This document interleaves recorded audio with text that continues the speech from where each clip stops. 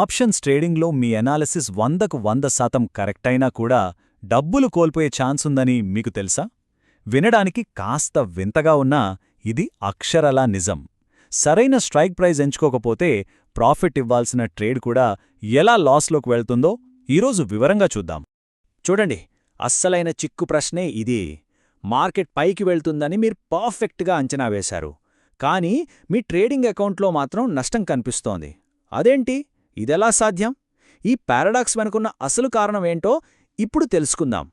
జవాబు చాలా సింపుల్. అవును, నష్టపోవచ్చు. ఆశ్చర్యంగా ఉంది కదూ?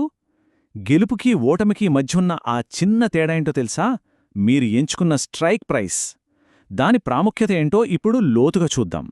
సరే, ఈ సమస్యను అర్థం చేసుకోవాలంటే మనం ముందుగా ఆప్షన్స్ ట్రేడింగ్లో చాలా తరచుగా వినపడే 3 ముఖ్యమైన పదాల గురించి తెలుసుకోవాలి.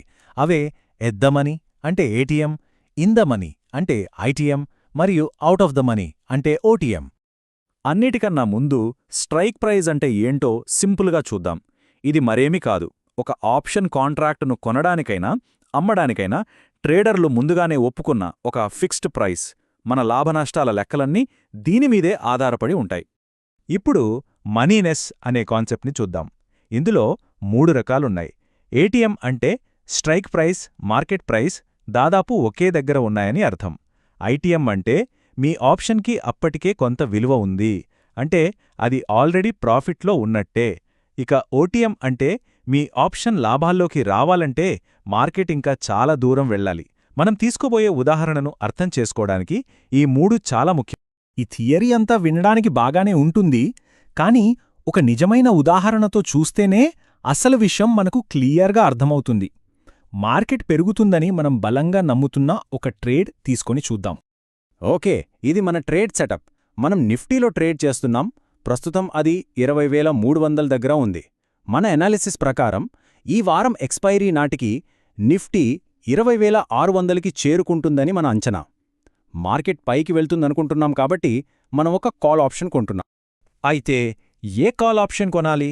ఇక్కడే అసలు విషయం ఉంది. వేరువేరు స్ట్రైక్ ప్రైసులకు వేరువేరు ధరలు అంటే ప్రీమియంలు ఉంటాయి. ఆ ప్రీమియం అనేది 2 విషయాల మీద ఆధారపడి ఉంటుంది. ఒకటి ఇంట్రెన్సిక్ వాల్యూ, 2 టైం వాల్యూ. ఇప్పుడు ఈ టేబుల్ను చాలా జాగ్రత్తగా గమనించండి. అసలైన ట్విస్ట్ ఇక్కడే ఉంది. ఐటీఎం ఆప్షన్ కొనాలంటే 150 రూపాయలు కావాలి, ఏటీఎం ఆప్షన్కు 50 రూపాయలు. కానీ ఇక్కడ చూడండి, ఓటీఎం ఆప్షన్ కేవలం 20 రూపాయలకే దొరుకుతోంది. చాలా తక్కువ ధర గదా? సరిగ్గా ఈ చౌక అనే కారణం వల్లే చాలామంది ట్రేడర్లు ఓటీఎం ఆప్షన్ల వైపు ఆకర్షితులవుతారు. కానీ ఇదొక ట్రాప్ అని వాళ్లకు తెలియదు. సరే, మనం అనుకున్నదే జరిగింది. నిఫ్టీ సరిగ్గా 20,600కు చేరుకుంది. మన విశ్లేషణ 100% కరెక్ట్. మరి ఇప్పుడు మనం కొన్న ఆ 3 ఆప్షన్లలో ఏది మనకు లాభమిచ్చింది, ఏది నష్టపోయింది? చూడబోయే ఫలితాలు మిమ్మల్ని ఖచ్చితంగా ఆశ్చర్యపరుస్తాయి. ఇది చూడండి, నమ్మశక్యంగా లేదు కదూ? మన విశ్లేషణ 100కి 100% నిజమైనప్పటికీ మనం ఎంతో ఆశపడి కొన్న ఆ చౌకైన ఓటీఎం ఆప్షన్ 20 రూపాయల నష్టాన్ని మిగిల్చింది. మరోవైపు ఖరీదైనవి అనుకున్న ఐటీఎం మరియు ఏటీఎం ఆప్షన్లు రెండూ చక్కగా 250 రూపాయల లాభాన్ని సంపాదించిపెట్టాయి. చూశారా? ఇదే స్ట్రైక్ ప్రైస్ పారాడాక్స్ అంటే. దీన్ని బట్టి మనం నేర్చుకోవాల్సిన పాఠం ఒక్కటే: మీ ఎనాలిసిస్ ఎంత పర్ఫెక్ట్గా ఉన్నా సరే, స్ట్రైక్ ప్రైస్ సెలెక్షన్ తప్పైతే ఫలితం 0. కేవలం తక్కువ ప్రీమియం చూసి ఆశపడితే కష్టపడి చేసిన విశ్లేషణ అంతా బూడిదల పోసిన పన్నీరే అవుతుంది. అయితే నిజ జీవితంలో మన అంచనాలు ఎప్పుడూ ఇంత ఖచ్చితంగా ఉండవు కదా?